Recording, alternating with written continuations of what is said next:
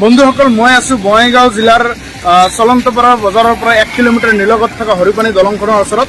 আৰু এইখন হৈছে বঙাইগাঁও জিলাৰ ভিতৰত থকা যিবিলাক দুৰ্ঘটনাগ্ৰস্ত এলেকা, তাৰ ভিতৰত এইখন এখন অন্যতম, য'ত সঘনাই দুৰ্ঘটনা ঘটি থাকে। আৰু এই এক্সিডেণ্ট প্ৰণ এৰিয়াখনৰ এই হৰিপানী দলংখনৰ কাষত কি অৱস্থা হৈছে আপোনালোকক আজি লাইভ দেখুৱাই আছো, যে চাওক যে এই পথটোৰ কি অৱস্থা হৈছে, গাড়ীবিলাক কেনেকৈ গৈ আছে, য'ত যিকোনো মুহূৰ্তত ডাঙৰ এটা দুৰ্ঘটনা ঘটি যাব পাৰে। পথত প্ৰকাণ্ড গাঁতৰ সৃষ্টি হৈছে। গতিকে আমি জিলা প্ৰশাসন তথা বিভাগীয় কৰ্তৃপক্ষক আহ্বান জনাইছোঁ, অতি সোনকালে এই পথটোৰ মেৰামতিৰ ব্যৱস্থা কৰিব লাগে, কিয়নো নহ'লে ইয়াত যিকোনো মুহূৰ্তত এটা ডাঙৰ দুৰ্ঘটনা ঘটি যাব। গতিকে আমি বঙাইগাঁও জিলাৰ বিভাগীয় কৰ্তৃপক্ষক আমি এই পথটো মেৰামতি কৰাৰ কাৰণে আহ্বান জনাইছোঁ। ধন্যবাদ।